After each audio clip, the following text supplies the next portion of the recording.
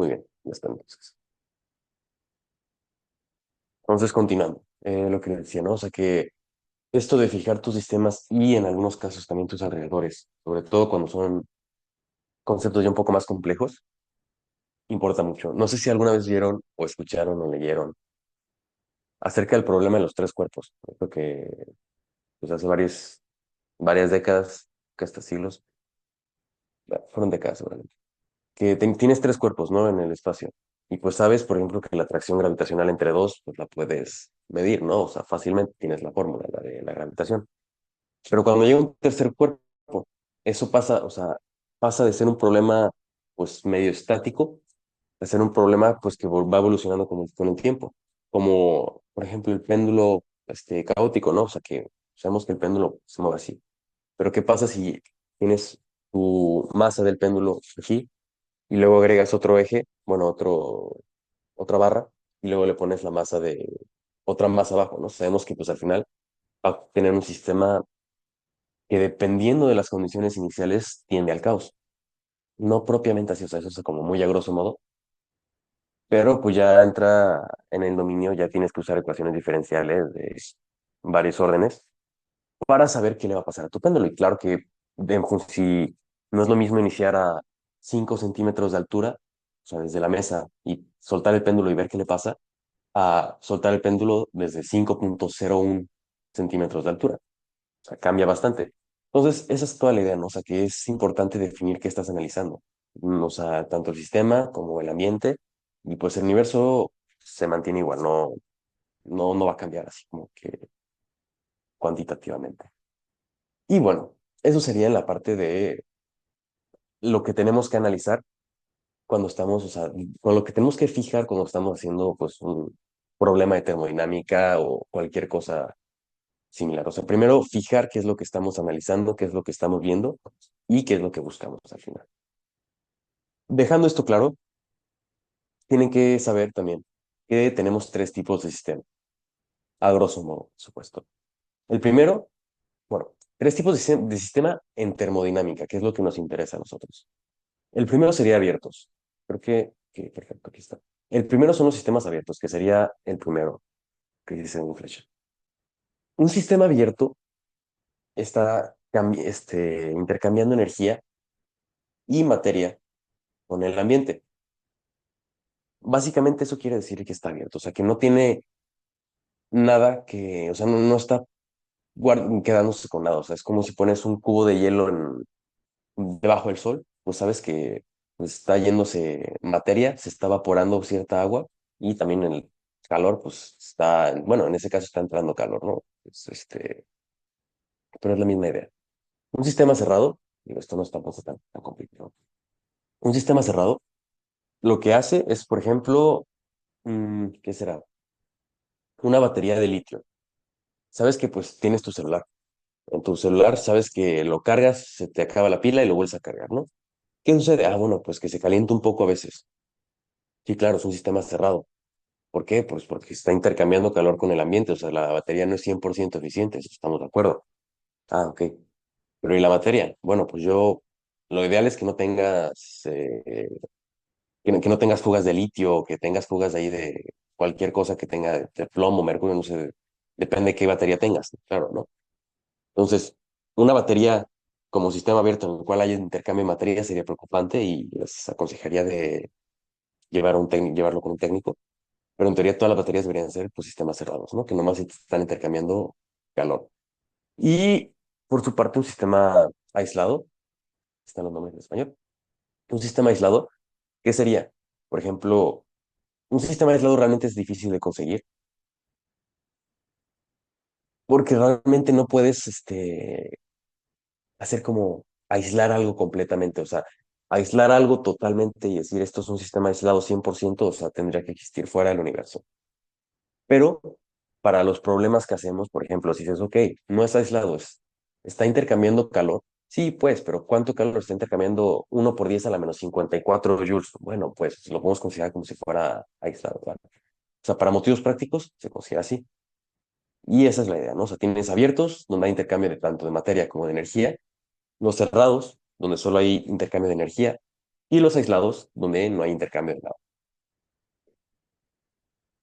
Ahora, la energía, bueno, hasta ahorita, no hay dudas, ¿verdad? O sea, hasta ahorita queda claro todo lo que hablamos. ¿Alguna pregunta, sugerencia, cualquier cosa? Creo que no. Excelente. Vale, pues continuando con la parte de energía, tenemos distintos tipos de energía. Y esto es aquí como un poquito lo que nos faltó también de ver la vez pasada. Claro que no lo vamos a ver todo ahorita de golpe, pero tenemos muchos tipos de energía, ¿no? O sea, sabemos que al final la energía total de un sistema es la suma de varias cosas. Por ejemplo, la primera y una de las más importantes es la energía potencial. La energía potencial es un concepto, no voy a decir ambiguo porque depende de qué energía potencial estás hablando, ¿ok? Si decimos energía potencial así, a grosso modo, así al aire, es ambiguo. Pero si decimos eh, energía potencial ¿cómo se llama eso? Se fue el nombre. Pero bueno, tenemos tipos de energía potencial, ¿no? O sea, tanto sea como un resorte, tanto sea energía potencial por altura, por fuerza de gravedad. Si tenemos energía potencial, potencial química, podemos tener muchos tipos de energía potencial, esa es la idea, ¿no? Y pues esta pequeña gráfica básicamente les está diciendo, pues, por ejemplo, cómo, o sea, si fuera esto como digamos, montañas, sabemos que la pelota azul tiene la energía, digamos, potencial más baja. ¿Por qué? Pues porque al estar a menor altura, pues al final no tiene tanto potencial de caer y generar, o sea, cambiar su energía por otro tipo de energía. La pelota roja, pues al estar con una diferencia de altura respecto al azul, pues sabemos que va a tener un poco más. Y por su parte la verde, pues nos podemos imaginar que va a estar a la mitad. Ahora, en cuanto a los tipos de energía potencial, tenemos, por ejemplo, energía potencial de vibración, o sea, como si fuera esto como un resorte, esta que sería el tercer término de esta sumatoria, como si fuera un resorte. Esto es cuando hacen como tipo, como si fueran tijeras, o sea, estoy seguro que han visto las tijeras, y se empiezan a mover, o sea, con tres partículas ya son tres cuerpos. Tenemos energía potencial de rotación también. Teníamos la energía potencial de punto cero, que es esta de aquí arriba a la derecha. Y teníamos energía potencial eléctrica. Digo, hay un sinfín, por supuesto, o sea, que son bastantes y mientras más las buscas, más vas a encontrar. Esa es la realidad. La segunda parte que tenemos de lo que es nuestra energía total es la energía cinética. Y ahorita lo vamos a ver sin fórmulas, ya más adelante les voy a poner las fórmulas. ¿Qué nos dice la energía cinética?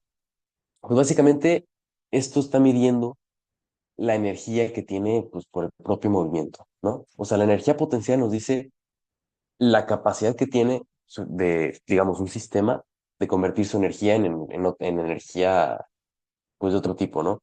Y la energía cinética, pues, es simplemente, si se está moviendo, va a tener cierta energía cinética.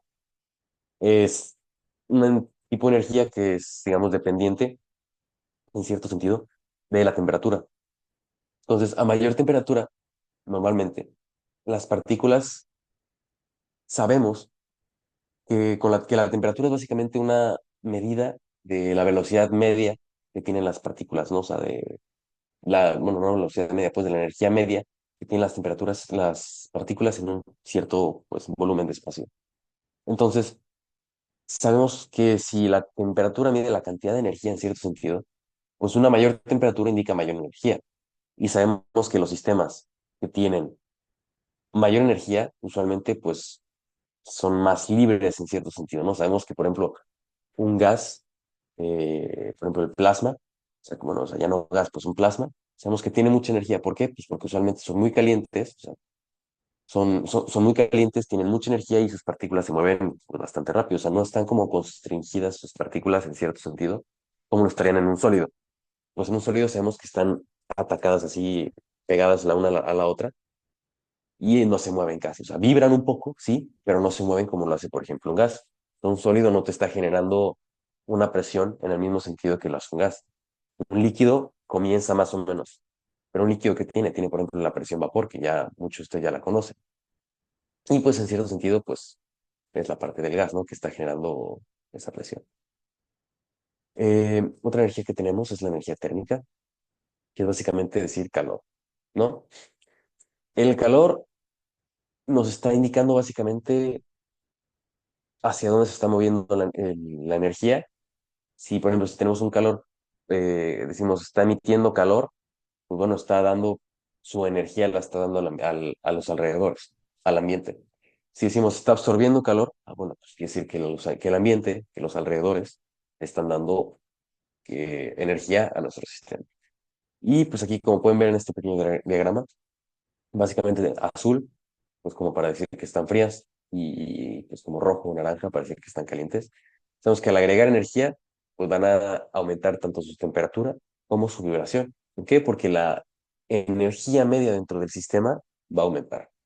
Claro, que si le quitamos energía, pues sucede el proceso opuesto, ¿no? O sea, pierde vibración y pierde temperatura. Eso es como a grosso modo. O sea, la idea es que tengan claros los conceptos y, y ya, o sea, para que no haya mucho más problema más adelante. Ahora, ya hablamos un poco del calor, pero claro, es necesario entender como propiamente cómo se define el calor, ¿no?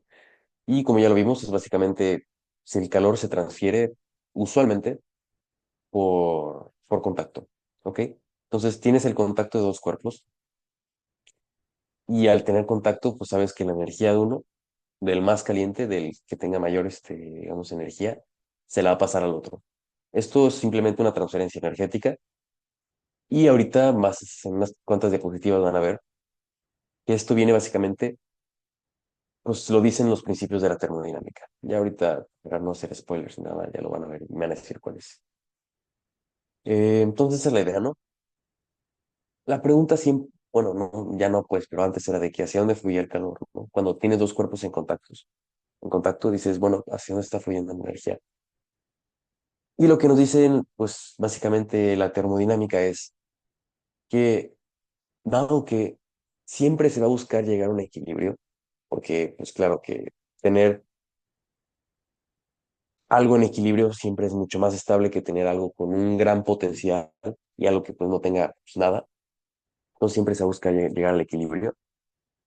Pues sabemos que al ser el cuerpo, digamos, más caliente, con más energía, este va a ser más inestable que aquel que esté más frío, ¿no? O sea, que tenga menos energía.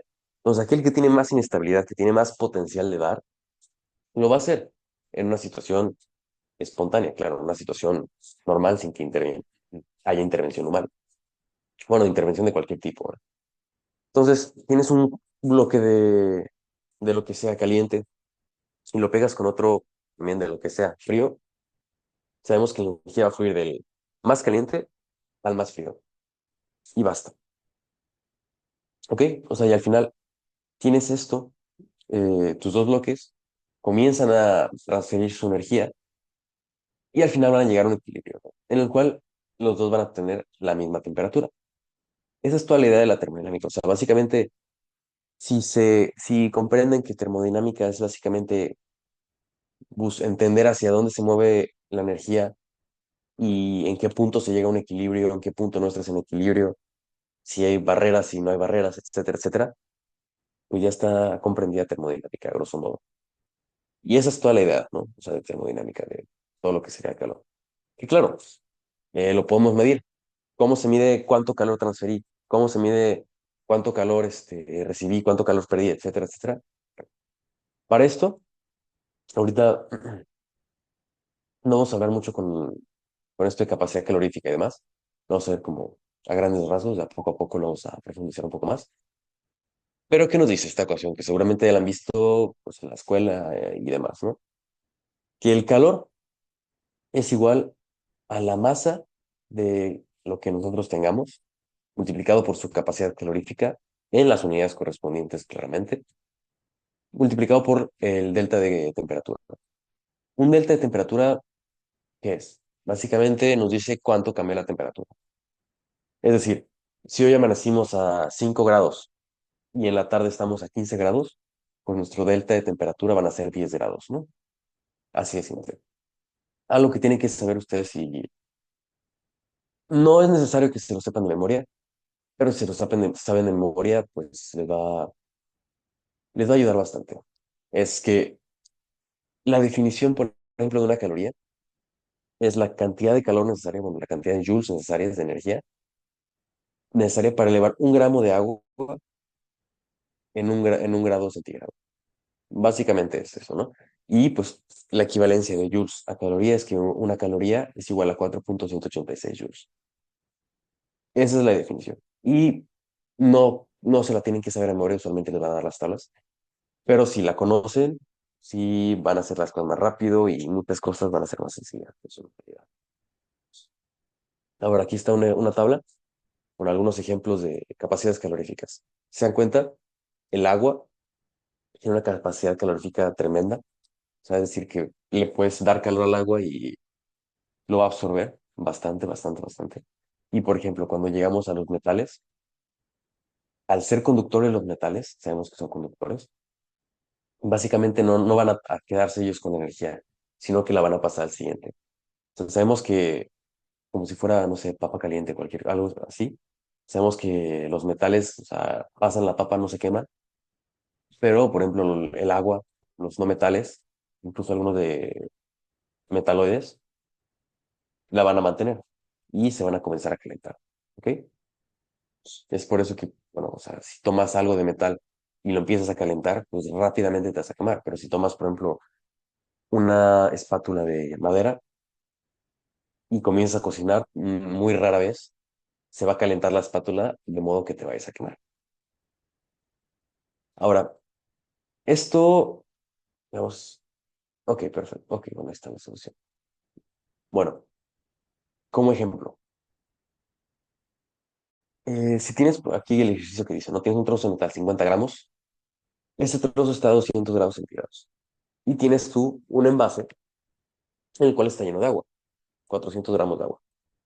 Vas tú a tomar un trozo de metal y lo sumerges en el agua. Eso seguramente ya lo han hecho en la secundaria, bachillerato, no sé cómo le llamen. Pero tomas tu trozo de metal, lo sumerges en el agua y pues al final sabemos, por lógica, que tu trozo de metal después de X cantidad de tiempo lo vas a sacar y no te va a quemar. Claro que si al inicio lo tocabas a 200 grados, te llevas una buena quemada. Pero después de un buen rato, ya que lo sacas, puedes jugar con él, puedes tener la mano, no te va a pasar nada, va a estar a temperatura ambiente, ¿no? O a la temperatura que haya estado el agua, claro. Entonces, la idea es esta, ¿no? O sea, que es conociendo cómo funciona el calor, cómo se transfiere, hacia qué dirección, sabiendo un poco de capacidad calorífica, y las diferencias de temperatura, etcétera, etcétera, podemos decir, bueno, si tengo esta cantidad de metal a tal temperatura y la sumerjo en tal cantidad de líquido a tal temperatura, al final, ¿cuál va a ser la temperatura de equilibrio? Suponiendo, claro, que el aire no esté enfriando mi contenedor, que no esté enfriando el agua, que no haya una capacidad calorífica por ahí volando que esté afectando. Claro, y lo calculas. Esto es la idea. ¿Qué tal si en vez de tomar 50 gramos de tu metal, tomas un kilo a 200 grados y lo sumerges en agua? Pues bueno, al final seguramente lo que va a pasar no es que vayas a terminar con agua a temperatura ambiente. O sea, capaz con 50 gramos de titanio a 300 grados centígrados, a un kilo de titanio a 200 grados centígrados en medio litro de agua, al final no te va a quedar agua, o sea, la vas a terminar evaporando muy seguramente. Entonces, todo esto es muy importante conocer, sobre todo en esta parte de las Olimpiadas, porque si no tienen claros los conceptos de calor, transferencias de calor, y pues todo esto básicamente calcular de equilibrio de energéticos, la van a pasar un poco mal en la Olimpiada, claro, porque van a aparecer bastante de estos. O sea, sobre todo la parte físico-química. Si no queda muy claro el concepto de calor y cómo se transfiere, cómo llega a su equilibrio, todo lo que sigue de físico-química va a estar bastante complejo. Pero si las bases quedan bien planteadas, se, la va- se comprende bastante. Entonces, esto, pues, lamentablemente,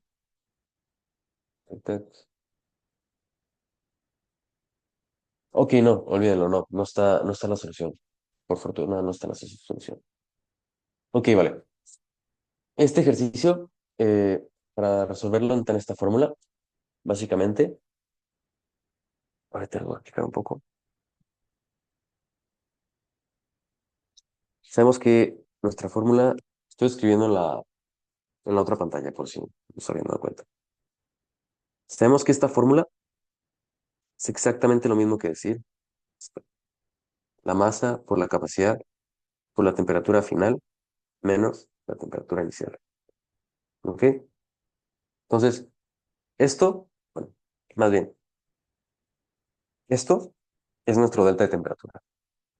¿Ok? Y en el ejercicio, ¿qué sucede? Pues que tenemos dos calores. Entonces, hacemos un dibujo rápido.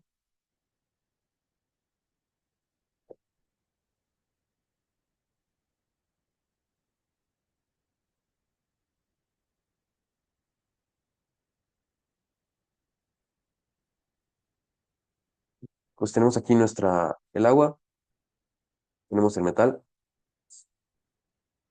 y sabemos que lo vamos a sumergir.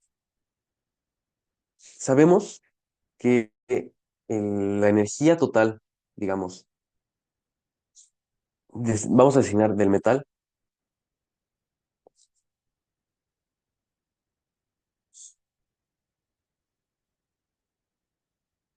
va a ser mayor que la energía total que pues tendría el agua, ¿no?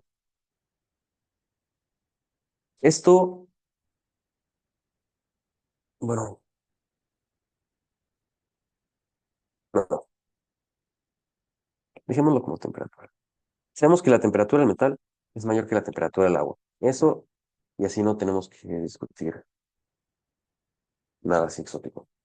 Entonces, sabiendo que la temperatura del metal es mayor que la temperatura del agua, podemos decir que la energía va a fluir del metal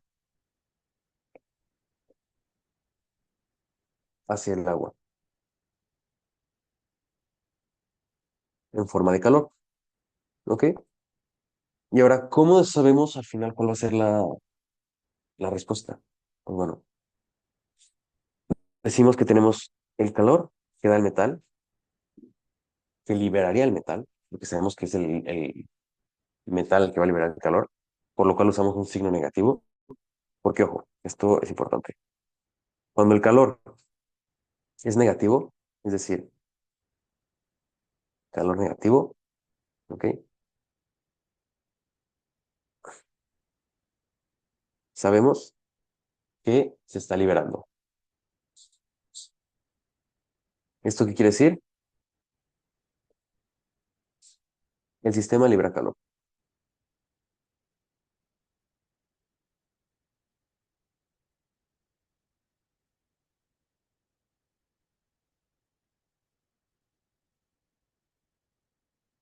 Ahora, si el calor es mayor que cero, es decir, calor positivo, esto nos indica que lo va a recibir. Es decir, el sistema absorbe.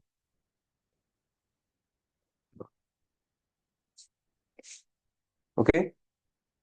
Entonces, teniendo estos dos, digamos, esta convención clara, podemos decir que, bueno, dado que el cubo metálico está a mayor temperatura que el agua, sabemos que va a ser el que dé calor, el que transfiera el calor. Entonces, ¿qué hacemos? Bueno, hacemos, va a tener un signo negativo. Así es simple. Ponemos la masa del metal multiplicado por la capacidad calorífica del metal por la diferencia de temperatura. Aquí, esto lo podemos sustituir incluso antes. Sabemos que la temperatura inicial del metal es igual a 200 grados. Sabemos que la temperatura inicial del agua son 20 grados centígrados. Y sabemos que la temperatura final del sistema, o sea, sistema agua más metal, son 22,4 grados centígrados. ¿Ok? Entonces, con esto ¿Qué podemos decir? Bueno, podemos decir que el delta de temperatura es igual, no, no con esto, perdón. Vamos a hacer un movimiento aquí. Entonces, ¿qué podemos decir? Sabemos que si el metal pasa de 200 a 22,4 grados centígrados en su sistema en equilibrio, podemos decir que el delta de temperatura para el metal es igual a ¿qué? Ah, bueno, 200 menos 22,4 grados centígrados. Por su parte, con el agua, sabemos que el delta del agua para pasar de 20 a 22,4, sabemos que también hay un delta, ¿no? Sabemos si la temperatura, y esto es al revés. Recuerden que es temperatura 2 menos temperatura 1, en este caso temperatura final menos temperatura inicial, menos unos 200 grados centígrados. Y aquí lo mismo, ¿no? 22,4 menos 20 grados centígrados. Y aquí tenemos ya los dos deltas respectivos. Entonces, aquí continuando, tenemos un delta T de metal. Y aquí tendríamos el cambio de calor del agua, que sería por la masa del agua, por la capacidad calorífica del agua, por el delta de temperatura del agua. Ok. Y ahora, ¿qué es lo que nos interesa saber? Primeramente, nos pregunta por el calor específico del material. En este caso, es el calor específico del metal. Y segundo, el calor ganado por el agua. Entonces, ¿cómo podemos hacer para conocer todo esto? Dado que conocemos estos dos deltas, se va a simplificar bastante porque si no se pone un poco más largo. Entonces decimos, sabemos que suponiendo que este sistema es un sistema aislado, o sea que no está afectando ni la luz del sol, ni, ni nada más, o sea, solamente estamos analizando el cubo y el agua. Entonces sabemos que el calor liberado tiene que ser exactamente igual al calor recibido. Es decir, el calor que libera el metal es exactamente igual al calor que recibe el agua. ¿Ok? Entonces, es exactamente lo mismo que si dijéramos que el- la masa, claro, esto negativo, ¿eh? Porque aquí hay signo negativo. La masa del metal, por la capacidad del metal, por el delta T del metal. Vamos a ponerlo solo. Ah, ah,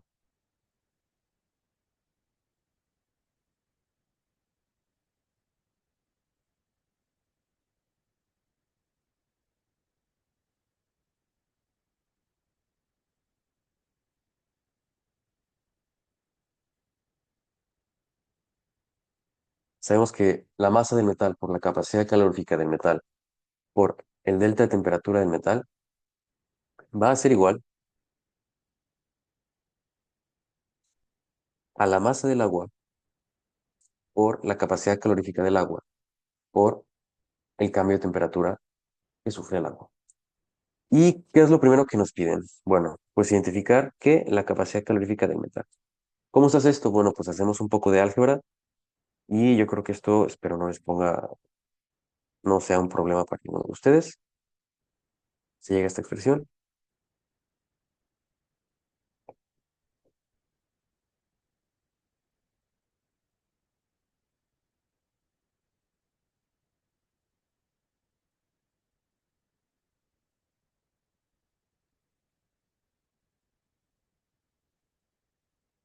ahí está. Y así se pueden dar cuenta cómo conociendo cambios de temperatura, masa y la capacidad calorífica del agua, podemos medir cuánto calor absorbe por gramo, por mol, por kilo, por lo que quieras, una cierta cantidad de metal. A esto se le conoce como calorimetría, ¿ok? Y es muy importante, sobre todo en química, para definir las capacidades de muchas cosas. O sea, porque la capacidad calorífica de los objetos, bueno, de los compuestos, de cualquier cosa que tengas, los materiales, es sumamente importante. Entonces, tomas un calorímetro, tomas un pedazo de lo que quieras muy caliente, lo sumerges, bueno, ni siquiera tiene que estar muy caliente. Lo sumerges y analizas las dinámicas de transferencia de calor. Analizando esto, puedes conocer propiedades que son intensivas de la materia.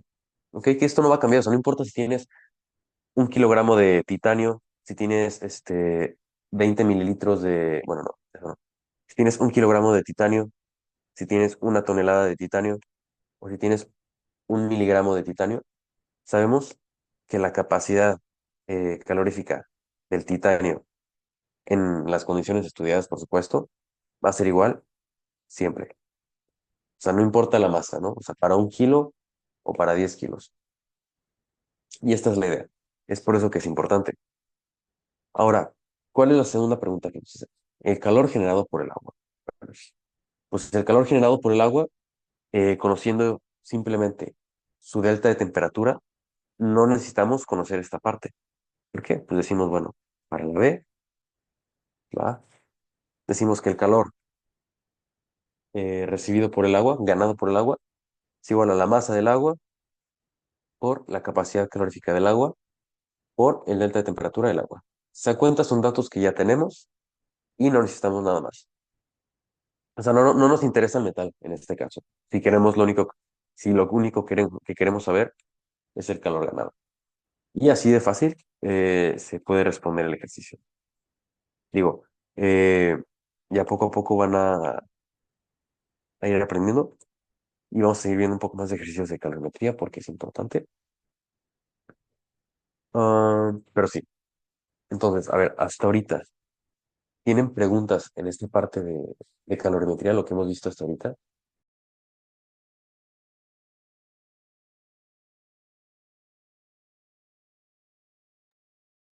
¿O está todo claro? Está todo claro. Perfecto, entonces. Am, a mí me dio el calor ganado por el agua, 4018,56 y el calor específico del metal, 452,54 joules entre kilogramos por... No sé si Sí. tienen las respuestas para comprobar esto. No, mira, no las he calculado, pero me parece que la vez que las calculé sí me suena un valor así. Pero, bueno, gracias. Pero sí, o sea, esa es la idea, ¿no? O sea, que lo pueden hacer bastante bien. Y, y sí, pues que esto es calorimetría. Es, digamos, una de las cosas básicas que vamos a ver. Eh, de los que están aquí, ¿ya todos habían visto calorimetría o hay alguno que esto se está hablando en algún otro idioma?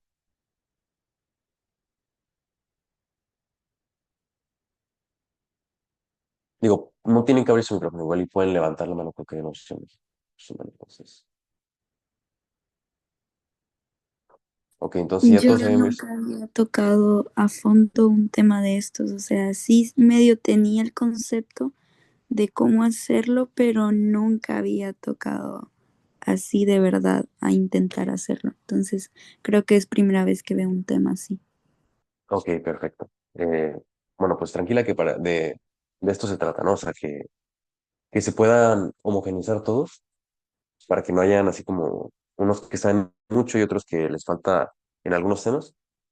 Entonces, la idea, gracias por abrir el micrófono. Les voy a mandar unos ejercicios de calorimetría.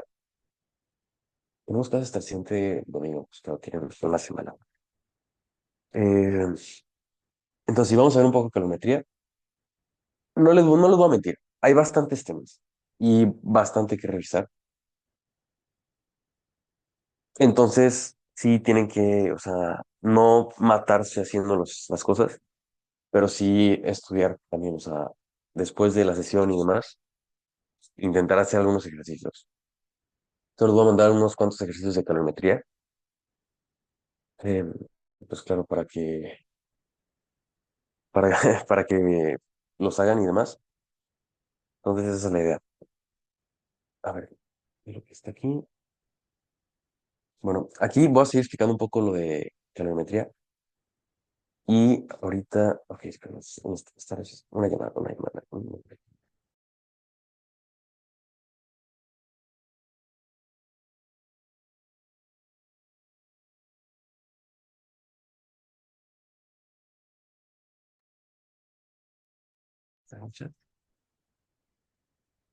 Sí, en efecto es hierro, Ángel.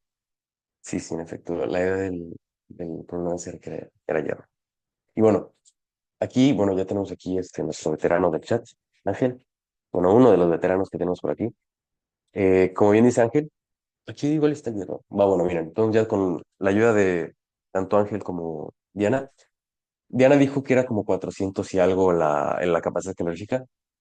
Claro, tienes aquí la capacidad de calorífica del hierro, como se pueden dar cuenta, es de 400 y algo, 448. Ángel dijo que es hierro y Diana nos dijo, pues, el valor. Tomas una tabla de capacidades caloríficas y descubres que, wow, es hierro.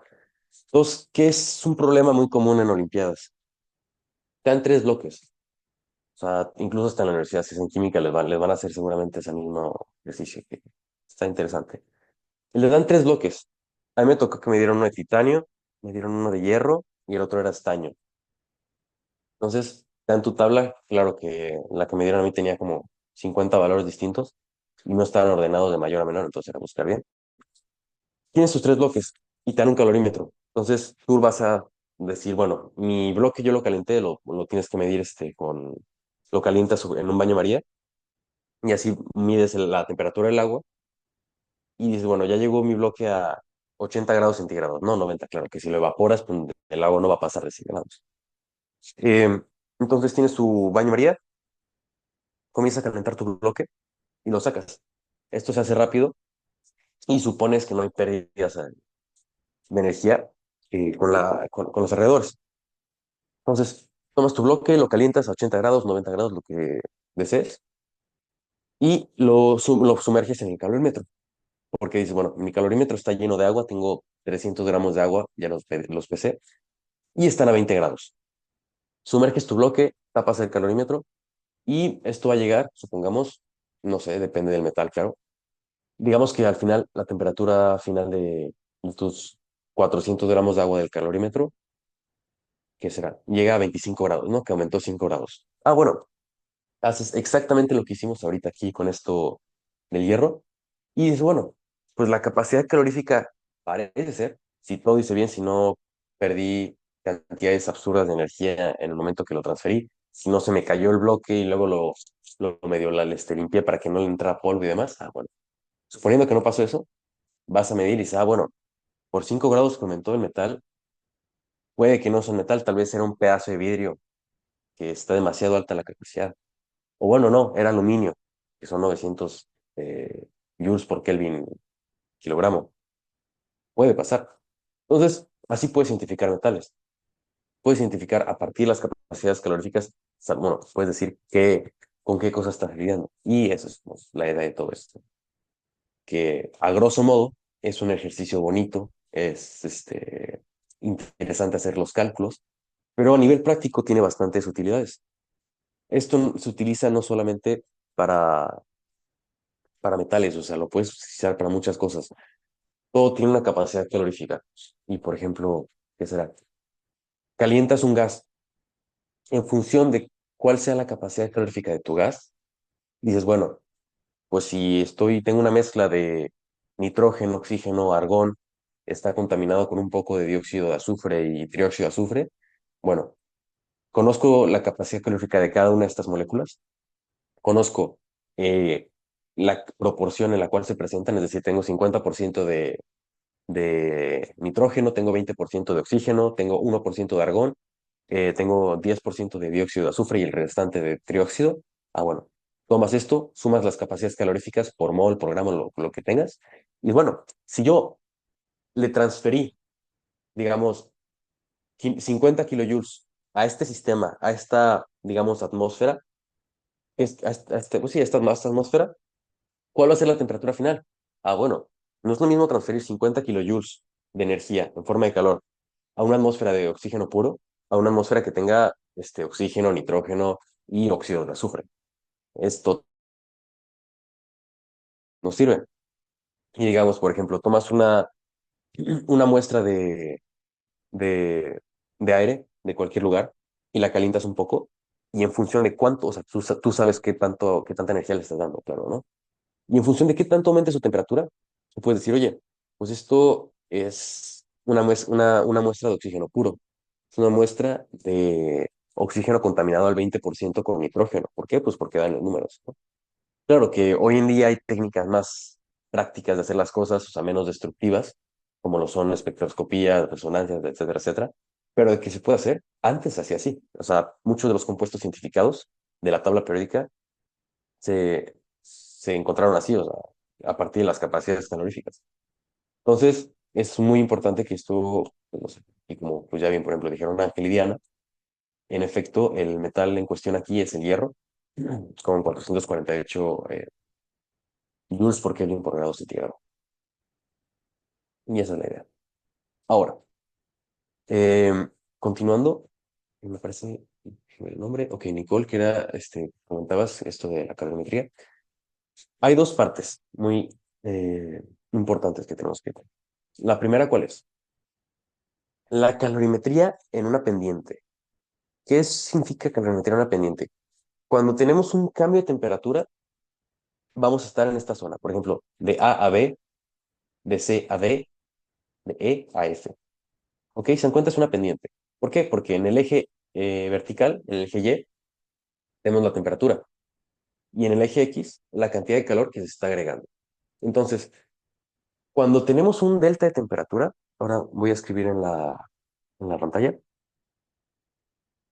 Cuando tenemos una pendiente,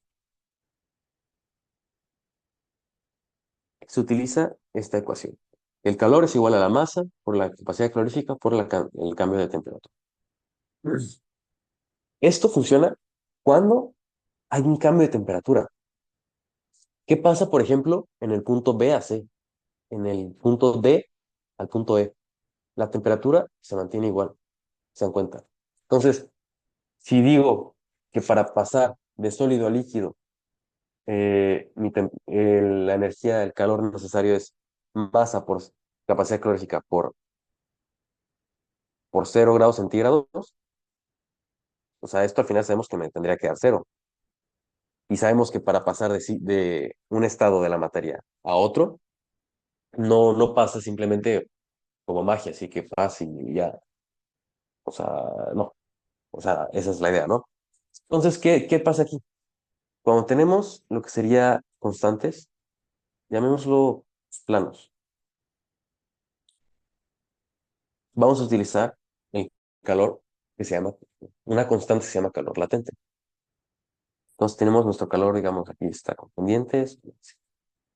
Sabemos que sería igual a esto, la masa por la constante de calor latente. Y aquí tenemos las dos. ¿Ok? Aquí están las dos ecuaciones, ya no es necesario que las escriba todo. En esta gráfica, ¿qué pasa? ¿Se dan cuenta? Siempre que hay un cambio de temperatura, va a haber, claro, un intercambio de calor. Y vamos a usar la primera ecuación. Cuando llegamos a la temperatura aquí donde comienza a ser plano, se dan cuenta, en la parte de abajo se sigue añadiendo calor. Y usualmente el calor añadido en esta parte que es plana suele ser mayor al de toda la pendiente. ¿Por qué? Pues porque se requiere mucha energía para cambiar de estado una sustancia. Entonces, comenzamos en A, subimos hasta B, ponemos algo de energía, aumentamos la temperatura y llegamos a lo que se conoce como temperatura de fusión. Fusión, que quiere decir pasar de sólidos a líquidos. Y entre el punto B y el C, no sé si alcancen a ver bien la imagen, no existe un solo estado de la materia, sino que están presentes los dos. ¿Por qué? Porque pues es el estado de transición. Quiere decir que si estoy calentando un pedazo de hierro y llego a este punto Ay, a la temperatura, dime,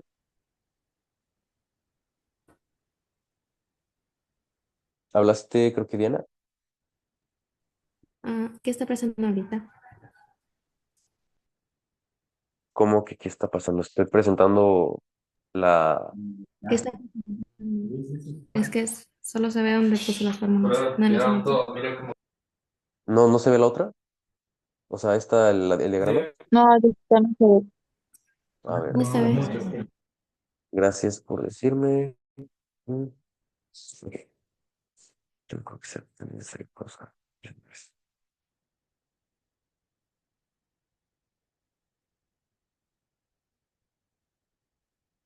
¿Ya se ve?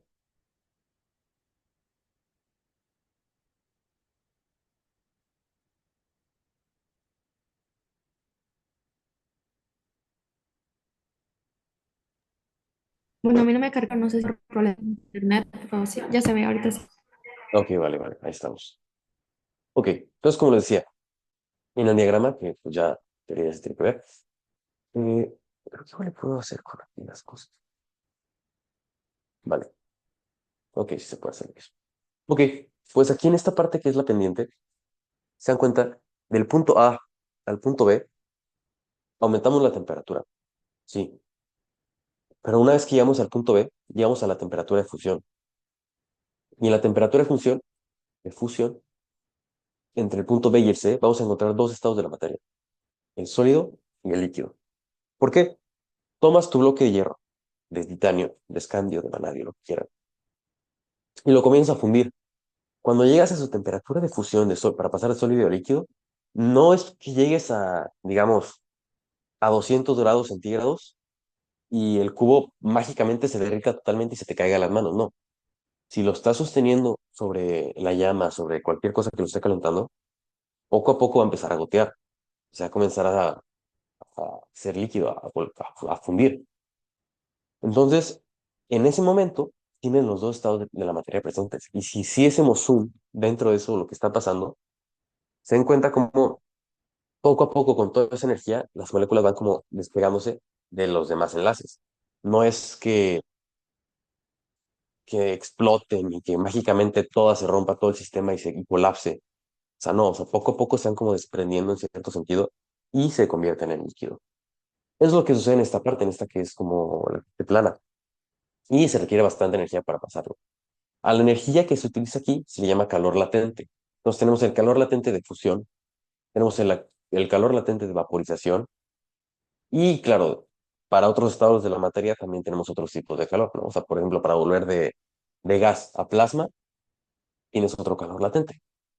Y veamos, aquí lo mismo, ¿no? O sea, con el calor de vaporización tienes el agua y pues cuando llegas al punto D, que sería la temperatura de ebullición, para pasar de agua líquida a agua gaseosa, tienes que meterle más o menos son como 42.000 kilojoules por mol. ¿Qué quiere decir? 42.000 joules de energía por cada 18 gramos de agua.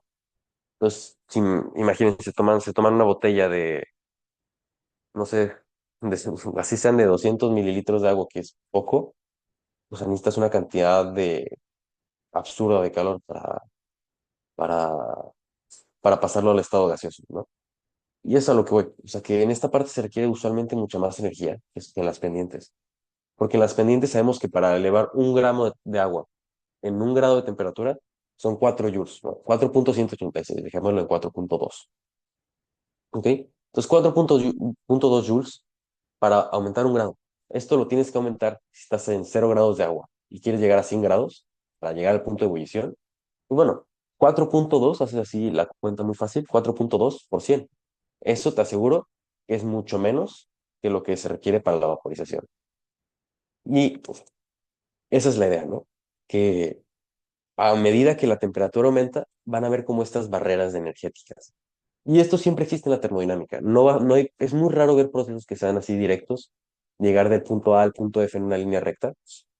Usualmente se subdividen. Y pues ocurre lo mismo en la calorimetría.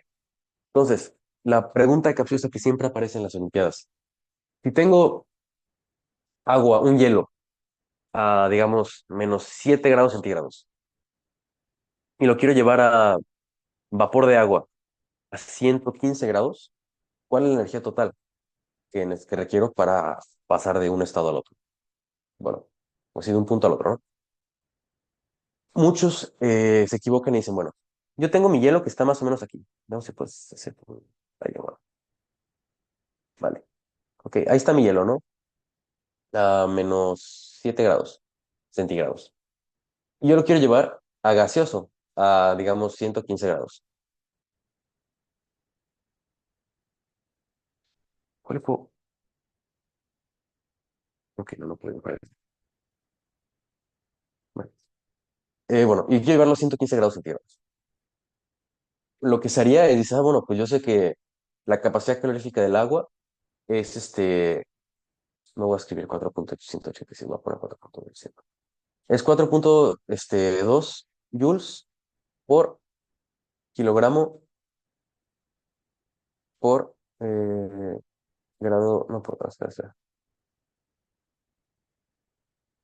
por gramo, por grado centígrado. Ahí está. Sabemos qué es esto, claro, pero esto sí es el agua líquida. Una disculpa por la calificación. Pero bueno, eso es con agua líquida. Y claro, si quieres hacerlo de -7 hasta 115, bueno, dices, pues ¿qué? Lo multiplico por 122. No. ¿Por qué? Pues porque tienes que tomar en cuenta dos grandes pasos que te faltan para pasar de sólido a líquido, luego de líquido a gas, y también calentar un poco el gas y calentar un poco el líquido, el sólido, perdón. Entonces, si esto lo multiplicas y, y quieres llegar de -7 a 115, multiplicando nomás esto, vas a tener una respuesta que va a ser yo creo que la mitad de grande o 4 veces más pequeña. Entonces, ¿qué se hace? Dices, bueno, la capacidad calorífica del agua sólida, del hielo, es, no sé, no recuerdo, ponte 2 joules por grado centígrado, ¿no? Una cosa así, ¿no? Y es bueno, 2 joules por grado centígrado por -7, bueno, no por -7, por 7 grados porque lo quieres llevar a 0 grados, y eso va a ser tu primer calor. Luego, digamos que estás trabajando con medio kilo de agua. Entonces, 500 gramos de agua multiplicados por la capacidad, por el calor latente del agua. Eh, si 500 gramos de agua multiplicados por el calor latente del agua va a ser nuestro calor número 3. Que lo escribo aquí. Es el calor. Y aquí tenemos calor 1, tenemos el calor 2. Aquí en líquido, pues ese es el clásico. Este ya lo vimos. Este sería el calor 3. Dices 4.186 joules sobre grado por grado centígrado, multiplicado por la masa de agua que tengamos y por la diferencia de temperatura, que en este caso sabemos que sería de 0 grados hasta 100 grados. Calor número 3. Y luego, ¿qué tenemos? Calor número 4, sorpresa. ¿Y este qué sería? Ah, bueno, pues multiplicas el calor latente de vaporización del agua por tu medio kilo que tienes, ¿no? Claro, suponemos que no se ha perdido nada de masa. Y multiplicas esto, que sería, vamos aquí la fórmula, que sería calor latente es igual a la masa por el calor latente, ¿no? Y el otro que sería el calor, digamos, calor por la masa, por el CP, bueno, no, dejemos el CP, por el delta de temperatura. Ok. Y finalmente, sabemos que aquí nos paramos en 100 grados. Entonces, para pasar de 100 grados a 115 grados, que es lo que nos pide el problema, pues tenemos un quinto calor, que este sería, pongamos aquí, este es calor latente, este es calor latente, y los demás son pues, calores pues, dependientes, ¿no? Entonces, al final, tenemos 5 calores, ¿ok? Y pues si se hubiera hecho de -7 hasta 115 y multiplicas 4.2 por 122, pues al final te quedas corto por tres calores. Y esto es muy importante que lo conozcan, ¿ok? Esta parte, ¿queda clara o hay dudas en esto?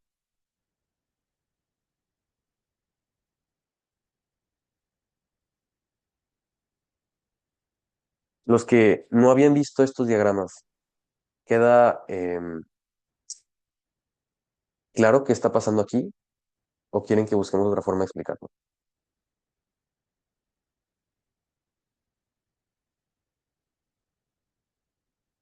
Dime, Ángel. Que la energía cinética es constante en fusión y vaporización. La energía cinética es constante. Mira, esta parte es interesante porque sabemos que... ¿Dónde está el quiz aquí? A ver, no, ahí está. Sabemos que la energía cinética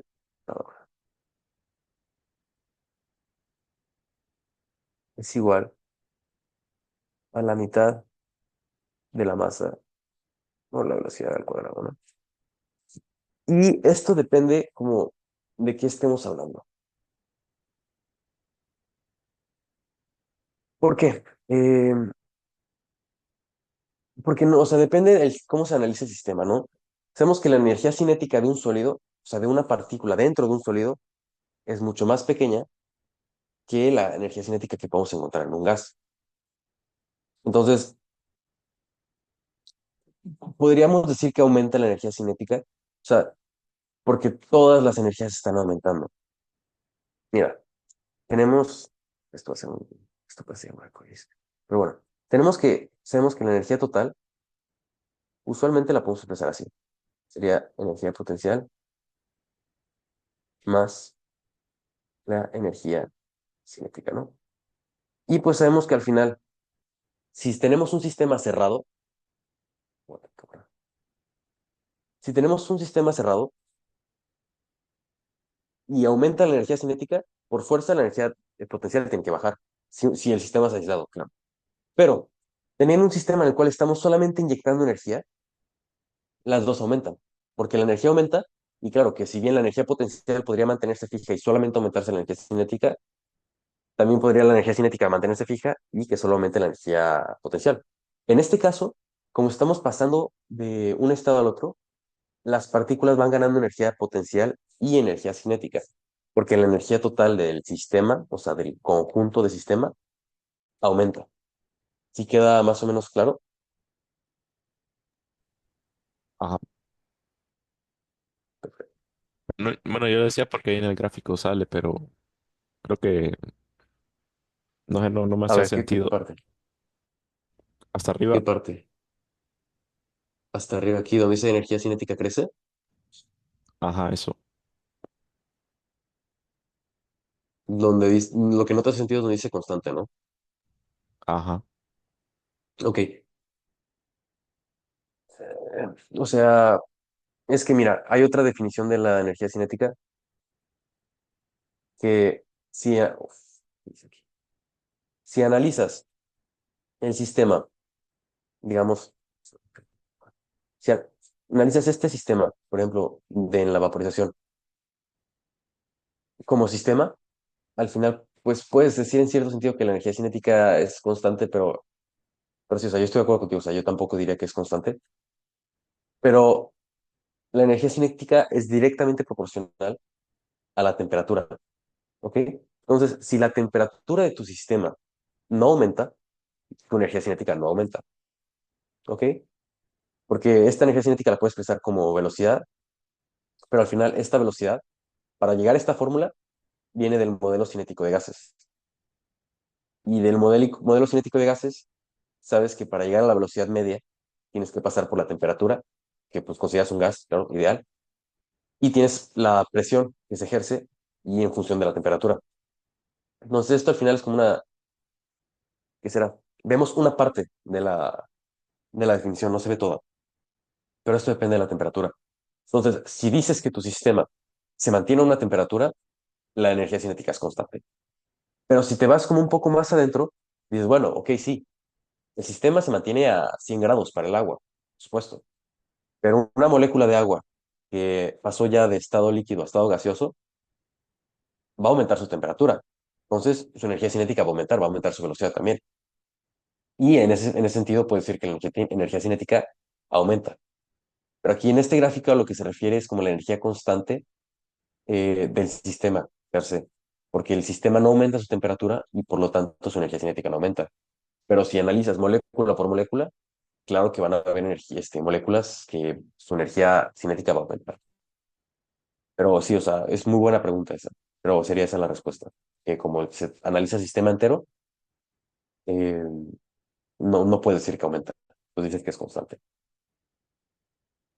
Sí, queda más claro. sí, ahora sí.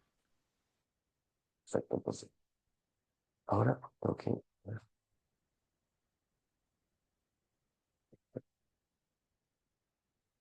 Ok. Y bueno, esto sería para la parte de cómo se ven los gráficos cuando estamos haciendo cambios de fase. Ok, aquí están las ecuaciones, ya lo que les había dicho, tenemos estos dos, tanto como calor latente, como pues el calor pues, que se encuentra pues, en las pendientes y demás. Ahora, bueno, esto creo que era aquí la parte donde la dejamos, pero ya lo hicimos. Bueno, este era el ejemplo, ¿no? Claro que esta vez este está un poco más exagerado, que en vez de ser menos 7 grados, aquí son 25 grados, en vez de ser 115, aquí son 125, pero es la misma idea, ¿no? Aquí tenemos las capacidades de cada uno. Es más, vamos ok, vale, no está la respuesta aquí. Entonces, ¿qué hora es?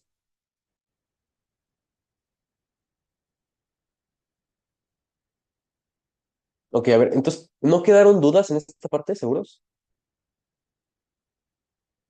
Si quedaron dudas, es el momento que las pregunten.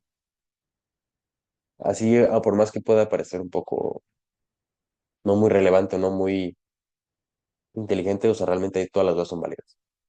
No se preocupen por eso. Entonces, ¿queda claro los diagramas?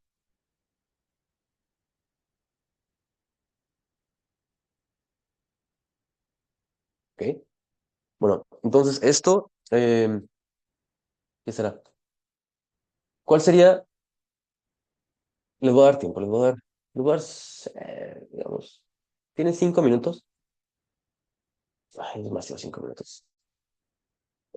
Comiencen a hacerlo. Me van a decir cuál es la energía, el calor necesario para llevar un mol de hielo. Yo creo que saben hacer esas conversiones. Un mol de hielo de menos 25 grados centígrados a 0 grados centígrados. No, de menos 25 grados centígrados hasta 2 grados centígrados. ¿Ok? Entonces, les voy a dar qué será. Voy al cronómetro. ¿Cómo digo? Mira, van a decirme cuál es el calor necesario para pasar de menos 25 grados centígrados hasta 2 grados centígrados. Dos. Con un mol de hielo. O sea, un mol de agua. ¿Ok? Y luego yo, porque no está en el ejercicio. Y ahorita vemos qué les da.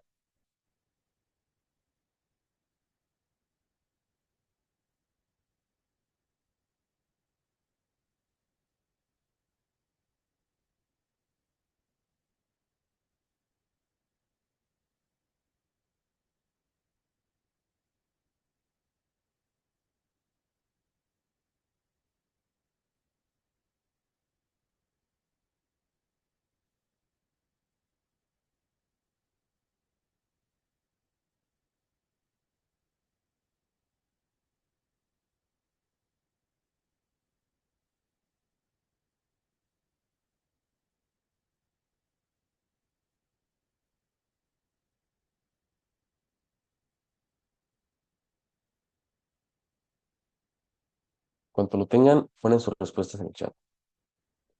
Vamos a dar 3 minutos.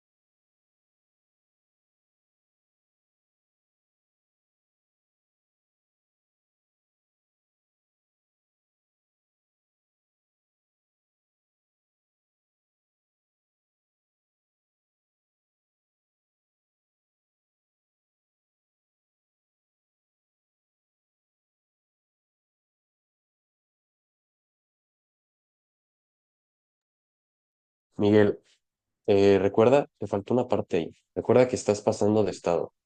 Tienes el hielo y luego pasas de estado al agua líquida. No tomen eso en consideración. Te queda 1 minuto 50.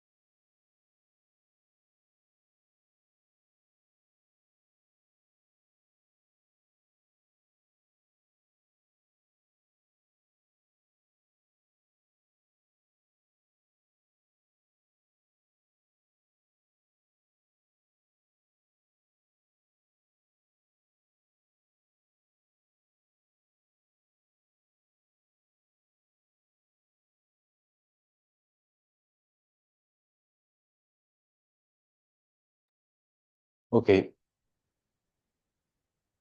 vi que uno de ustedes me dio más o menos casi la mitad. Luego me parece que hay dos de ustedes que me dieron la respuesta correcta. Eh, Uno de ustedes casi le da la respuesta correcta, es como 200 kilojoules, y a otro le faltaron como 3000. Entonces, revísenlo. Recuerden que hay tres términos que se suman. Y esta sería, bueno, o sea, es más, así se ve más o menos, claro, la gráfica. Ahí está. Pero pues, los datos son esos los que les interesan a ustedes.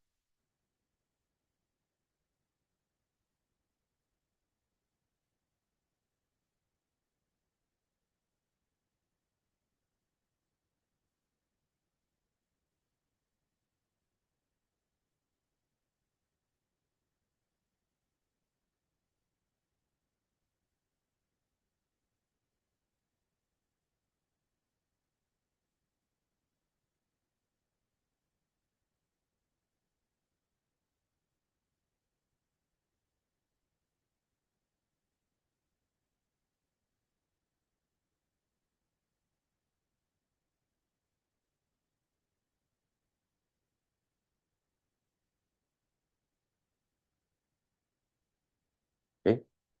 Muy bien. Les voy a dar 30 segundos más para que puedan repensar su respuesta porque hay tres que la tienen bien.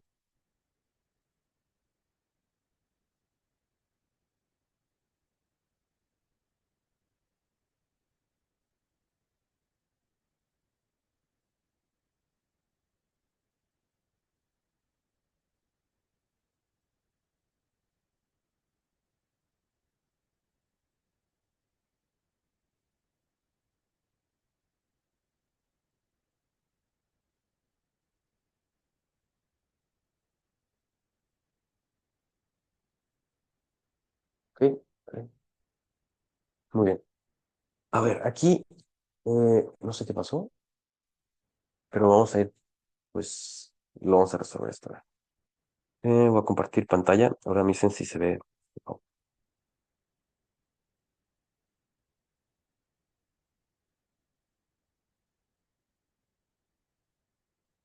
¿Sí se puede ver la otra pantalla o no? Sí, Vale. A ver, aquí qué tenemos. Nuestra temperatura inicial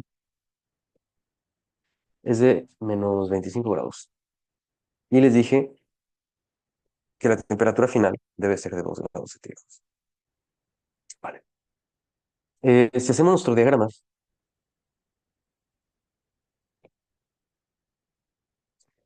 poniendo en el eje Y la temperatura, en el eje X el calor, comenzamos aquí en menos 25 grados y vamos a terminar en 2 grados. ¿Qué pasa? Tenemos que identificar los puntos interesantes, los importantes. Sabemos que en 0 grados, estamos hablando del agua, el agua tiene un punto de fusión. Entonces, entre menos 25 y 2 grados, el único punto, pues, que digamos, con pendiente igual a cero, sería ese. Nos trazamos nuestros, digamos, nuestras líneas y eso tiene lo siguiente. ¿Ok? Esto es lo que se tiene que obtener de gráfico. Y bueno, ¿qué tenemos? Tenemos el calor uno, calor 2, calor 3. Y sabemos que el calor total va a ser igual a la suma del calor uno más el calor 2 más el calor 3. El calor uno, ¿cómo se calcula? Sabemos que el calor uno es una pendiente, al igual que el calor 3. El calor 2 es el único que va a ser distinto. Entonces, la diferencia de temperatura del calor uno, de aquí sabemos que pues en esta parte de 0 a menos 25, pues claramente es igual a 25. En el calor 2, la diferencia de temperatura es igual a cero. Y en el calor 3, la diferencia de temperatura es igual a 2 grados. Tomamos calor uno, calor 2, calor 3, perdón. y hacemos sus respectivas ecuaciones. La masa del agua eh, es la misma siempre. Su capacidad calorífica es distinta. Tenemos la capacidad calorífica para el 1 cuando el agua es sólida. Pongamos capacidad sólida, capacidad líquida. ¿Ok? Y lo vamos a multiplicar por sus respectivas cambios de temperatura. Lo hacemos y pues la masa, tenemos de masa, tenemos un mol, claro. Sabemos que el agua es H2O. Sabemos que el peso del hidrógeno es de 16 gramos por mol y que el del hidrógeno sería 1,008 gramos por mol. Dejémoslo en 1. Tenemos que esto, su masa molar, es igual a 18 gramos por mol. ¿Por qué? Porque tenemos dos hidrógenos, pues son 18 gramos, ¿no? Y tenemos un mol de agua. Entonces, ¿qué quiere decir? Que, bueno, pues al tener exactamente un mol de agua y si cada mol son 18 gramos, estamos enfrentándonos a 18 gramos de agua. Entonces, debido a que 18 gramos de agua no, o sea, no van a poder con nosotros, decimos que el calor 1 y el calor 3 son igual a qué. Aquí tenemos 18 gramos, 18 gramos, ¿no? Lo escribimos para que no haya pierde. Multiplicado por qué. ¿Cuáles son las capacidades caloríficas? Cuando el agua es líquida, perdón, sólida, es 2,09 joules por gramos por Kelvin. Un momento. Y cuando el agua está en estado líquido, es 4,18 gramos, son joules por gramos. Ojo, que Kelvin es como decir grados centígrados, ¿eh? Solamente que es otra escala, la, que es como la más aceptada, la internacional oficial, digámoslo. Y pues lo multiplicamos por el delta de temperatura, 25 grados y 2 grados. ¿Ok? Entonces hacemos las cuentas y nos queda, sería 18 por 2,09 por 25. Aquí tenemos 940,5 joules. Y abajo tenemos solamente 150.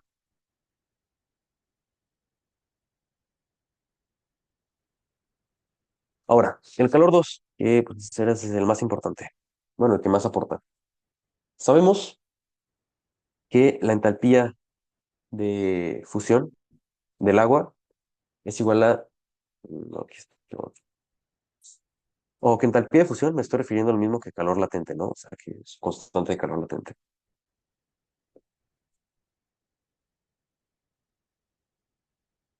Que sería 6,1 kilojoules por mol. Que es lo mismo que decir, eh, sí, y como tenemos exactamente un mol, pues tenemos, bueno, hasta hacer que sí, no ve. Y esto lo vamos a multiplicar por la masa del agua. Y pues el delta T aquí, pues no importa, pues sabemos que es una plana. Entonces decimos calor 2 es igual a 6,01 por 10 a la 3 kilojoules por mol. Y sabemos que pues nuestra masa sería pues un mol, claro, pues se van a cancelar. Y pues hacemos la sustitución por 18 gramos. Y que esto al final nos tiene que dar,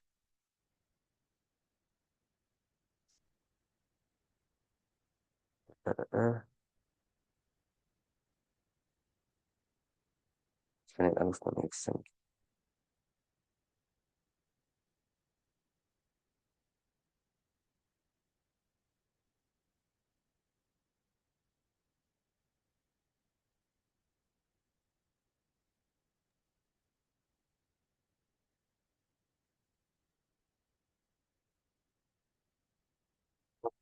Un momento. El calor 2 está en kilojoules sobre mol. Ajá. Esperen que algo Por hice. humor. Ah, hostia. Sí, sí, ok, ya que Héctor Alonso, no se me gusta ahí. Vale, y pues por un mol, gracias, muchas gracias. Pues al final, si hacemos la suma de todos los calores, vamos a echar acá. Tac, tac. Hacemos que el calor total,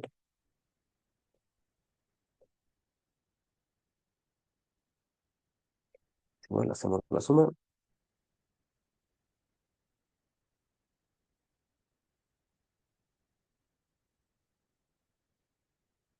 Marcio está entrando. Qué sorpresa tan grata. ¿Qué tal, Marcio? ¿Cómo estás?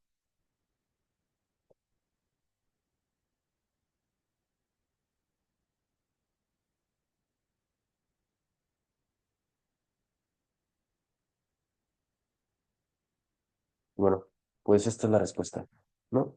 Y pues es lo que en teoría debieron haber sacado. Claro, que a veces varía. ¿Por qué varía? Pues por las cifras significativas.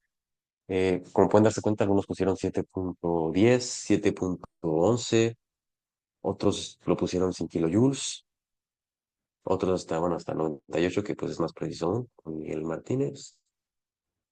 Tac, tac. Pero, muy bien, la idea es esto, ¿no?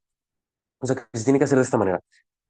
No pueden olvidar esta parte porque se dan cuenta, la parte, pues, plana, al final es la que nos dio más, que nos dio más energía. O sea, bueno, la que dio más energía. O sea, las otras nos dieron pues, entre las dos 1000 kilojoules, 1000 joules, y la otra nos dio 6000.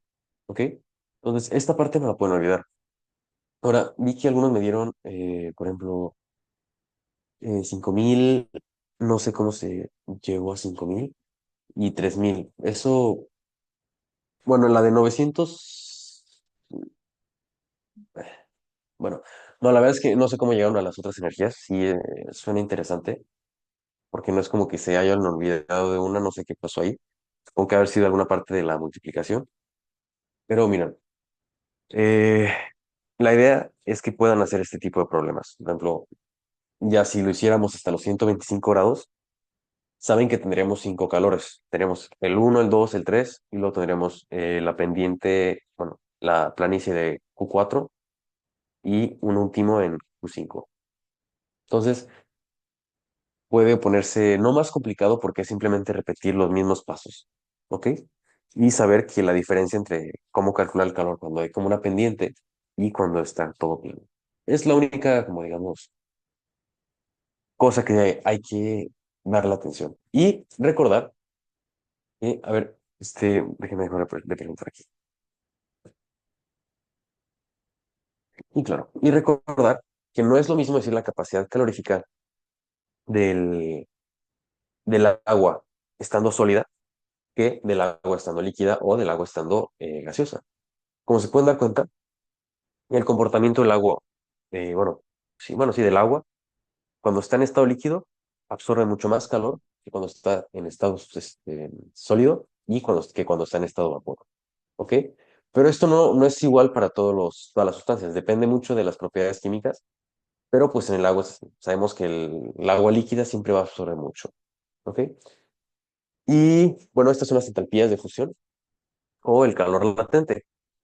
La entalpía de fusión, ¿qué será? Suelen ser estos valores muy grandes. O sea, porque una cosa es aumentar un poco la energía de algo y otra totalmente distinta es ya cambiar su estado. Entonces, tengan en cuenta que estas partes donde cambian de estado van a requerir mucha energía. ¿Ok? Y bueno, sería así más o menos el diagrama. Y bueno, esto ya es otra función de trayectoria. Pero a ver, hasta aquí. ¿Hay dudas con lo que hemos visto? O sea, que, por ejemplo, los que dieron una respuesta diferente, ¿tienen preguntas? O sea, sí se alcanza como a comprender cómo se debe hacer o quedan preguntas aún.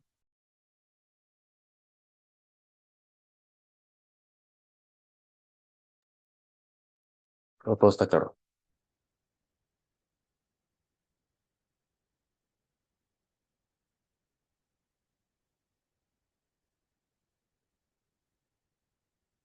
Ok, Creo que sí. ok, me gusta escuchar. Bueno, les voy a mandar otro par de ejercicios para que los revisen y la siguiente clase los vamos a discutir, claro.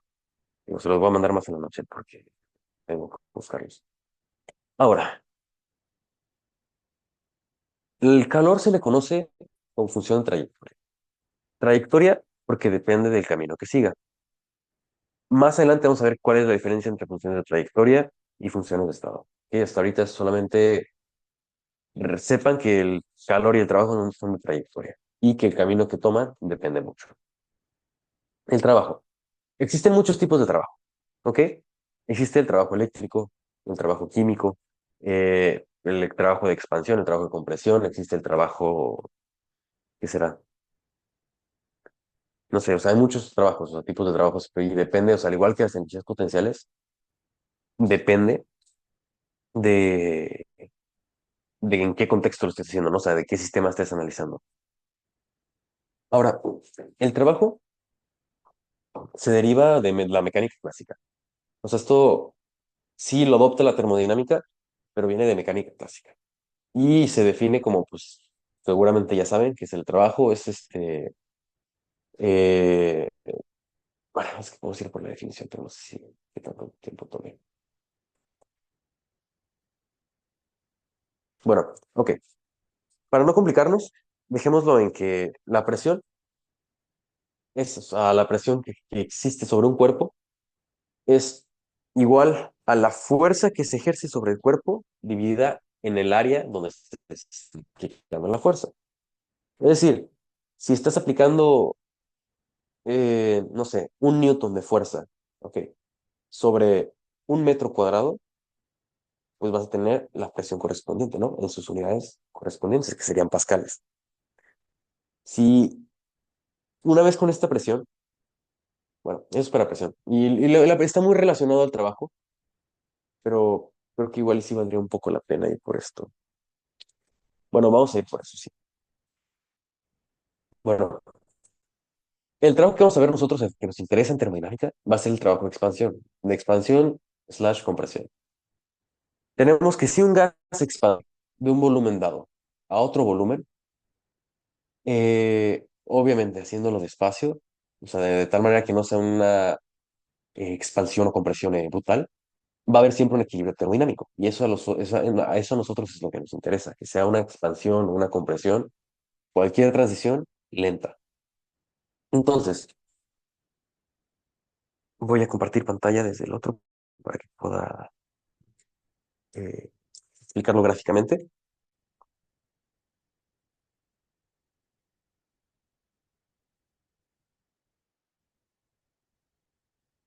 Se ve la pantalla, ¿no? Donde estoy dibujando, ¿no? Sí, sí, sí. Bueno, sabemos que la presión es igual a la fuerza sobre el área y sabemos que en mecánica clásica sabemos que el trabajo es básicamente la fuerza por la distancia, ¿no? Claro que si lo queremos ya ver más así, más formal, pues ponemos que por el coseno de teta, ¿no? Ahora, eh, si tenemos, por ejemplo, creo que en la imagen siguiente está perfecto. Tenemos un cilindro. Bueno, no soy artista, lo siento. Tenemos un cilindro. Y este cilindro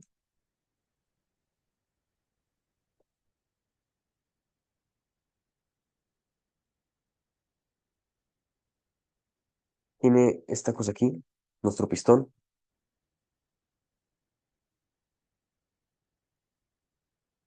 Así muy simple. Bueno, este es nuestro sistema de análisis, ¿no? Sabemos que aquí está lleno de gas.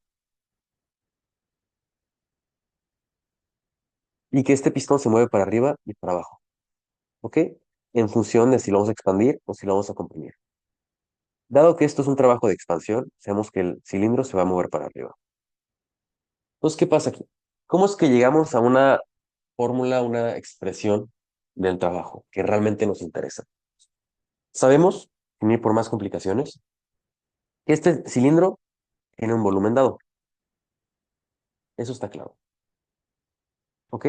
¿Y cuál sería su volumen? Bueno, si todos han pasado matemáticas y no hay alguno que se nos haya quedado atrás, sabemos que el volumen de un cilindro es pi por el radio al cuadrado, que esto es básicamente el área de un círculo, multiplicado por la altura. ¿Ok? Esto es geometría básica, ¿eh?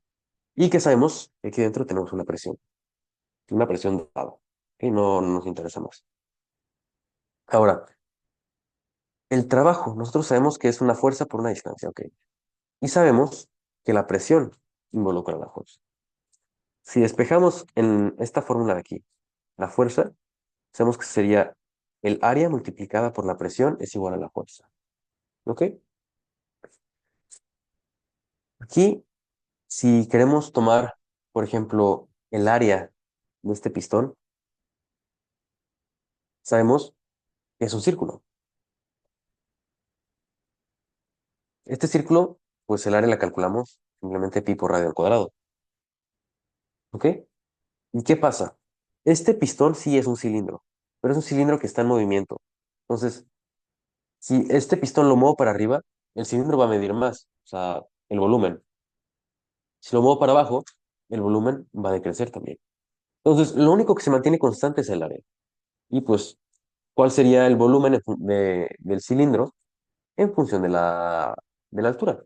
Pues bueno, sabemos que el área es constante, sabemos que el volumen pues, se calcula así, y esto ya es un poco más, involucra un poco de cálculo. Sabemos que un pequeño cambio en el volumen es igual a la superficie, que sería A, por un pequeño cambio en la altura. ¿Ok? Entonces, si tenemos que nuestro pistón, aquí, supongamos que esto sea la altura inicial y esto es la altura final. En la altura inicial, sabemos que contamos con un volumen X y en la altura final contamos con un volumen X más un pequeño cambio de volumen. ¿Ok? dB es como decir delta B. Es más, bueno, sí, es como decir delta B, pero digamos que D, ¿ok? Es mucho más pequeño que un delta, pero al final significa cambio. Entonces, como si digo, un delta de temperatura o un delta de temperatura, ¿ok? Más o menos lo mismo, solamente que el de la izquierda es mucho más pequeño. Es lo único que hay por saber.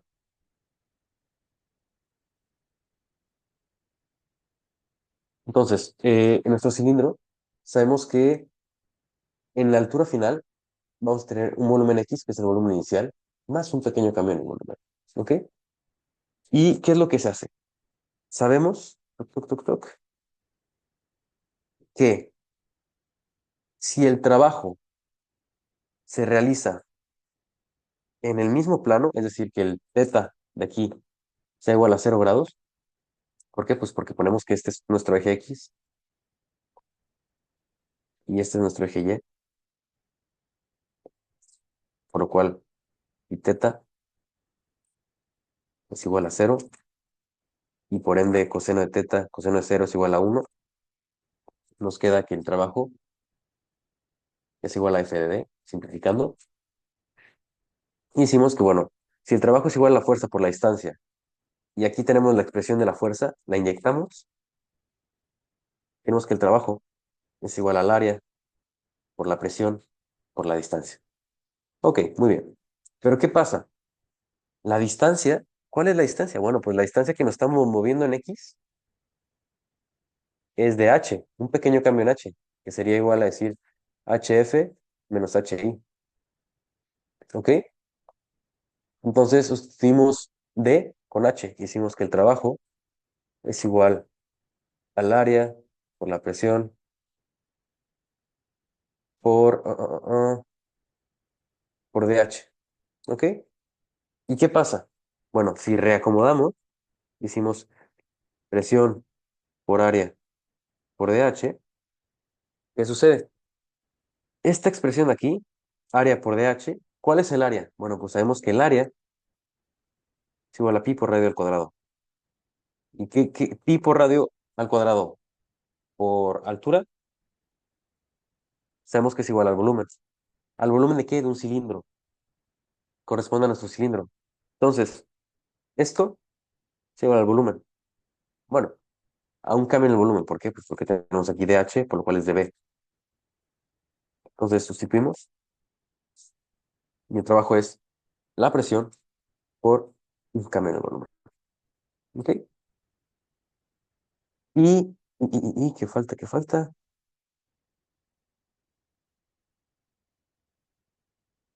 Y bueno, y por convención esto es negativo. Y así como se llega a la expresión del trabajo.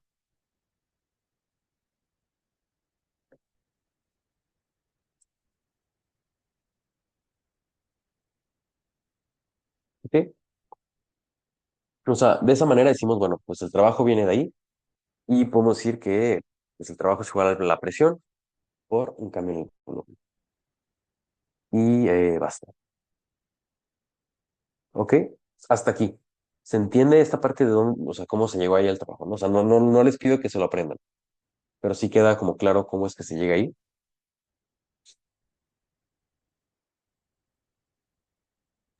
Sí, ¿Ok? Perfecto. Y bueno, en teoría se llega, o sea, bueno, ahora voy a presentarles la presentación. En teoría, a donde se llega realmente es a dw. Bueno, esto no debería ser una D, debería ser como una delta de Docker. Pero bueno, mejor así. dw es igual a p de b, ¿ok? Y ya que lo integras, se obtiene la expresión de esta de aquí, que sería esta aquí, la grande, ¿ok? Pero ya después integrarlos. Y es lo que no van a hacer ustedes la integración, pero les voy a enseñar cuál sería el resultado para que sepan hacer.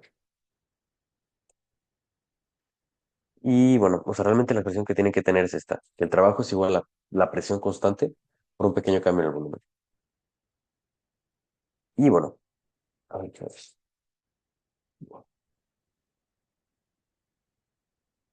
Ok. Eh, hasta aquí. ¿Hay preguntas o todo está claro?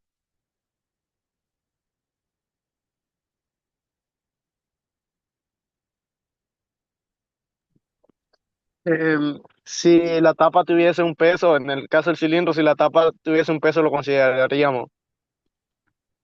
Muy buena pregunta, muy importante. Sí, por supuesto que se consideraría. ¿Por qué? Porque, ahora aparte, comparto. Usualmente les van a dar, déjame compartir. En el que será 99% de los problemas de la Olimpiada, la tapa no va a tener peso. ¿Ok? Va a ser una tapa que no tiene peso. Porque si tuviese peso, ¿qué sucedería? Perdón, pues, paciencia.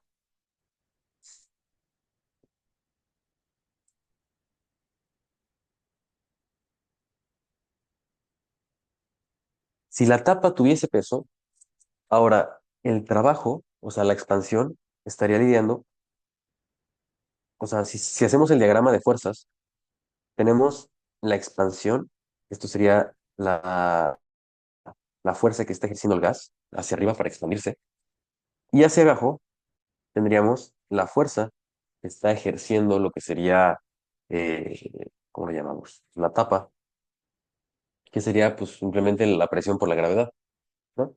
O sea, está ejerciendo una presión simplemente por tener una masa y estar suspendida sobre un gas. Entonces, usualmente se dice, bueno, esto no tiene masa, pero en realidad todos sabemos que pues una tapa sin masa suena un poco absurdo, entonces tiene que tener una masa. Y hay pistones en los que esta cosa, o sea, pesa montones, o sea, pesa bastante, pero está hecho, pues, considerando que está pesado para que el gas, como ya tienes un gas que llega a, no sé, 30 atmósferas, pues tienes que hacerle, pues, frente con algo, ¿no? O sea, si la tapa no pesara nada y de la nada expandes un gas que llega hasta 330 atmósferas de presión, pues la tapa que no pesa saldría volando. En cambio, una que pesa, pues ya tienes una contraparte. Entonces, esta parte es muy importante. Sí, sí, sí tienen que tener peso normalmente, ya hablando ya como de asuntos prácticos, pero en la Olimpiada no les van a pedir con peso. Claro que si lo que quieres es calcular la expansión cuando esta cosa tiene peso, lo que tendrías que hacer sería, bueno, es que esto complica un poco las cosas, pero pues mira, aquí tienes una fuerza que sería la fuerza del área por la presión. Sabemos que el área de la base del cilindro es la misma, entonces, pues, por ende, el área de esta cosa sería, de la tapa sería la misma. Em, y sería que la fuerza, que sería igual a la presión del gas por el área de la tapa, si se encuentra nuestro sistema en equilibrio, esto que sería, bueno, esta es la fuerza del gas, que ejerce el gas, y esta sería la fuerza que ejerce la tapa. La tapa no está en movimiento, solamente pesar. Entonces sabemos que sería pues su masa pues, por la gravedad, que es la fuerza gravitatoria de gravedad. Y sabemos que si estamos en equilibrio, que la fuerza de gravedad tiene que ser igual a la fuerza de la tapa para que el gas ni se expanda ni se contraiga. Y pues esto sería lo mismo que decir que la presión del gas por el área de la tapa es igual a la masa por la gravedad. ¿Ok? Y una vez que resuelves esto, pues al final puedes, o sea, decir cuál sería pues la fuerza resultante, ¿no? O sea, esto es para que tengas el equilibrio. O sea, aquí estás en equilibrio, no se mueve. Pero si te digo, bueno, yo quiero al final que la tapa se mueva 5 metros. Bueno, eso no sé, 0,5 metros. ¿Ok? Bueno, si yo sé que si quiero que se mueva 0,5 metros, digo, bueno, pues el trabajo es igual a la fuerza por la distancia, el coseno de teta pues va a ser igual a 1, teta es 1, 0, perdón. Pues yo sé que el trabajo que yo quiero, si vamos a simplificar un poco, es igual a la fuerza. Y pues yo la fuerza, tac, tac, tac, tac, la calculo haciendo la resta de estas dos, pues porque al final sabemos, además que creo que aquí ya los confundo un poco más, eso pues lo puedes después. Miguel Martínez otra vez. Bueno, esto está en equilibrio, pero al final decimos que la sumatoria de las fuerzas, dejémoslo en el eje X, pues sería igual a la fuerza de la gravedad, del gas, perdón, más la fuerza de la tapa. ¿Ok? Y si decimos que esto va a resultar en una expansión, pues sabemos que la fuerza del gas, por fuerza, valga la redundancia, tiene que ser mayor que la fuerza de la tapa. Por lo cual, digamos que esto resulta eh, que en la sumatoria de fuerzas, digamos que al final es una fuerza total, y esta fuerza total es la fuerza total que va a haber, y nos va a decir si se ejerce trabajo positivo o negativo. ¿Y esto qué hacemos? Pues tomamos nuestro trabajo, decimos que fuerza total por distancia, y así calculamos el trabajo. Todo. Tengo otra Pero, duda que me entró en este momento. dime, Isaac, Entonces, ahora, si la tapa pesara tanto a un punto, hasta un punto, ¿cómo sabría yo hasta qué punto se detendría y dejarse de empujar el gas para hacia abajo? O sea, que quedasen en un equilibrio. aquí, es en este punto, Isaac. Porque Ok, dices, la tapa pesa su masa por la gravedad. Ese es su peso, ¿no? Al final. Y el gas ejerce una presión, una fuerza igual a la presión que hay dentro por el área de la tapa. Entonces, si tú quieres que no se mueva la tapa, o sea, que esté flotando, si que estés flotando tú en el gas, las fuerzas tienen que ser iguales. Entonces, haces la igualdad y dices, bueno, yo lo que quiero saber es cuánto tiene que pesar mi tapa para que un gas que tiene 5 atmósferas de presión y un área de 1 metro cuadrado eh, se queda ahí. Pues bueno, con esas características de 5 atmósferas, 1 metro cuadrado y la gravedad, te tiene que dar la masa en kilos de lo que pesaría tu tapa. Y así de simple es. Bueno, o sea, simple entre comillas, pues porque se complica más, o sea, ya es un problema más de mecánica que de química. Pero claro que sí, como en tanto que químicos, no está descartado que puedan llegar a ser algo, sí, o sea, un cilindro, un motor que pues quizá les toca diseñar. Entonces queda resuelta la duda esa. sí, muchas gracias, Rodrigo. No, es un gusto, Isaac. Ahora, aquí queda la presentación. Ok, perfecto. Además de la duda de Isaac, ¿alguna otra duda que alguno de ustedes tenga?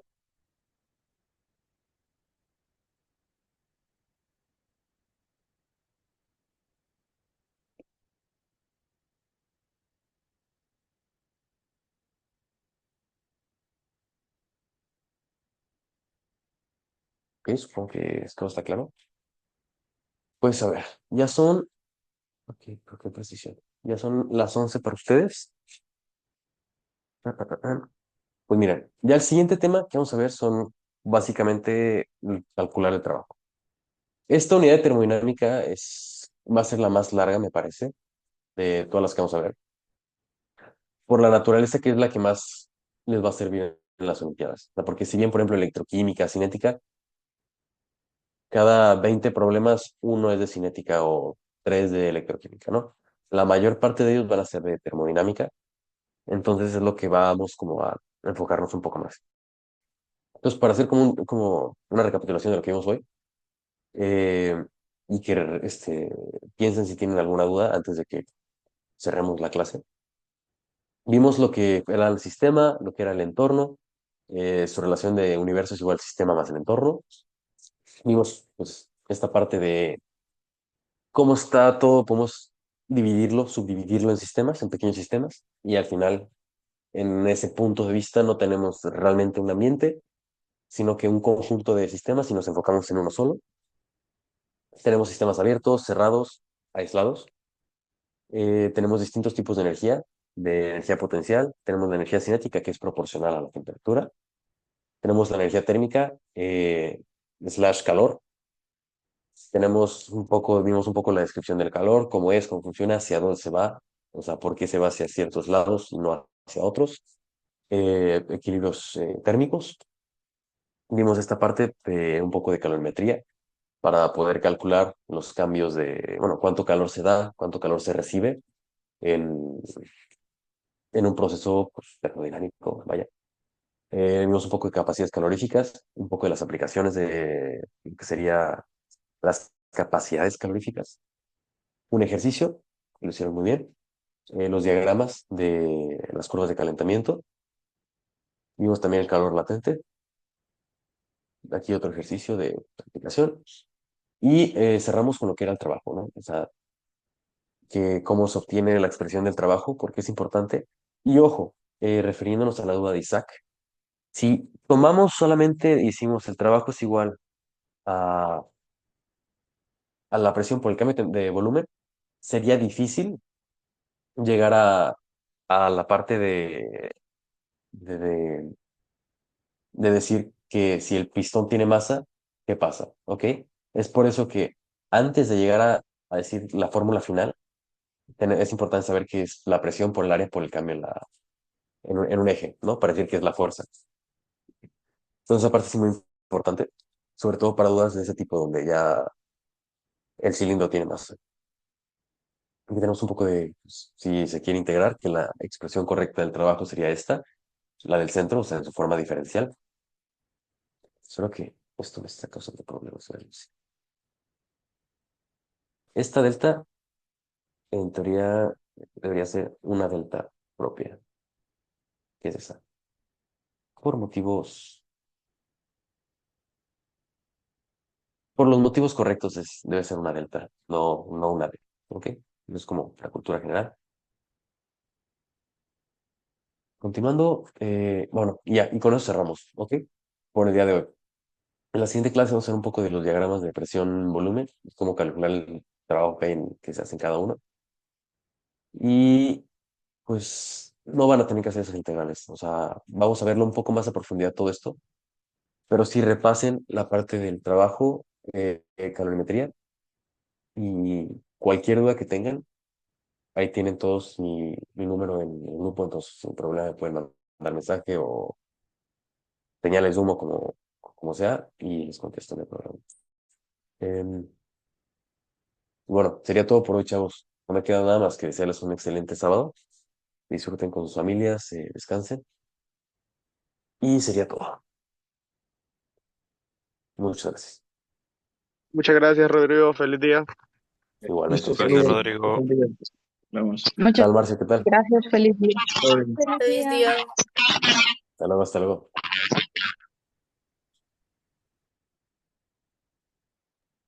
Profe. Ah,